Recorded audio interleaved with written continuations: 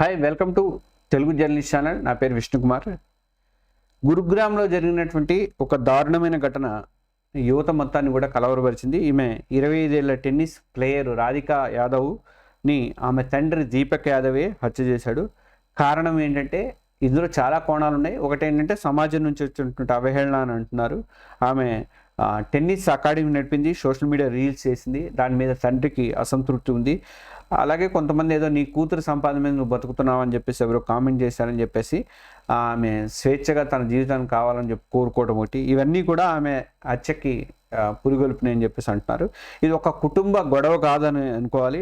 సమాజంలో లోతుగా పాతుకుపోయినటువంటి అనాగరిక ఆలోచనలు కూడా గుర్తు చేస్తుంది.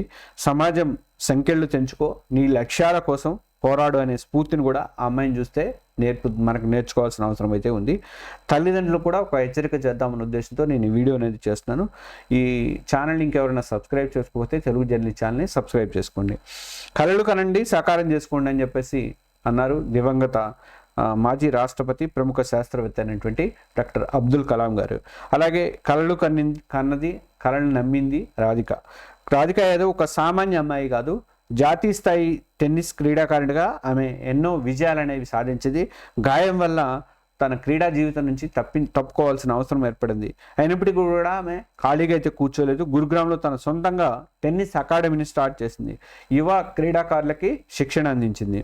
అంతేకాదు సోషల్ మీడియాలో రీల్స్ చేస్తూ కర్వాన్ అనే మ్యూజిక్ వీడియోలో కూడా ఆమె నటించింది. ఆమె జీవితం ఒక స్ఫూర్తి. ఆమె చూపించినటువంటి ధైర్యం కానీ స్వాతంత్రం అనేది యువతకి గొప్ప పాఠం లాంటిది. ఇక నీ కళలను నువ్వు నమ్మితే సమాజం ఏమనుకుంటుందో అని భయపడకంటుంది రాధిక జీవితం. ఇక సమాజం ఆమెకి సంకెళ్ళు వేసింది. ఎలా అంటే రాధిక హత్యకు కారణం ఆమె తండ్రి దీపక్ యాదవ్. సమాజం నుంచి వచ్చినటువంటి అవహేళనలే, అంటే నీ కూతురు సంపాదనతో బతుకుతున్నా అనే కొంతమంది మాటలే ఆయన్ని కలవరపరిచినాయి అని చెప్పేసి అని అంటారు. అయితే కేవలం ఇది ఒక్కటే కాదు, సమాజంలో ఈ యొక్క మాటలు ఏమంటారు, సమాజంలో ఉన్నటువంటి జెండర్ ఈక్వాలిటీని గుర్తు చేస్తే మనకి.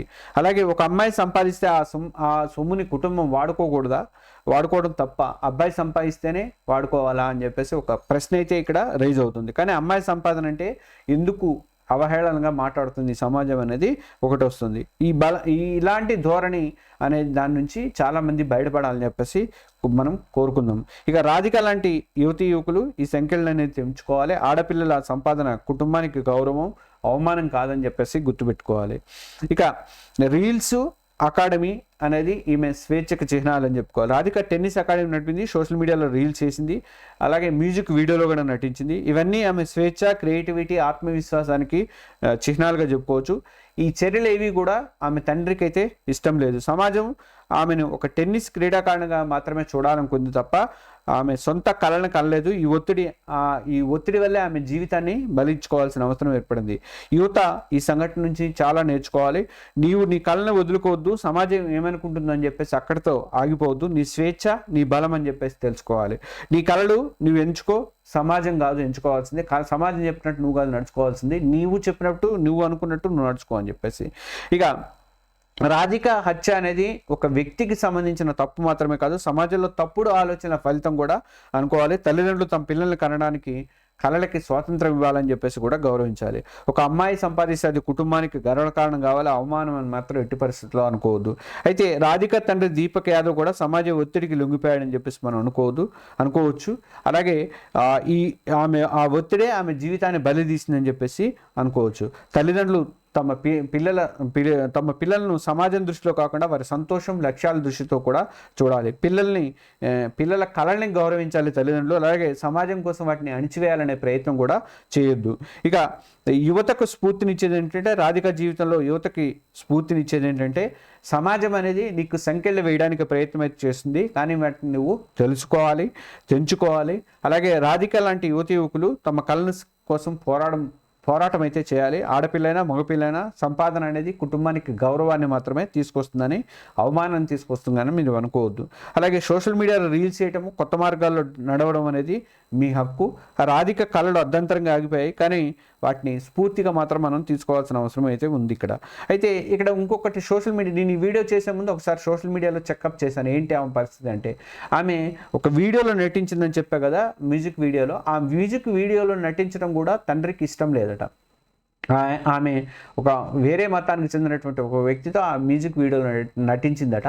దానికి అతనికి ఒప్పుకోలేదు. మీకు ఆల్రెడీ టెన్నిస్ ఇవన్నీ ఉండగా దాంట్లోకి నువ్వు ఎందుకు పోతున్నావు అని చెప్పేసి ఆమె హెచ్చరించే ప్రయత్నం చేశాడట.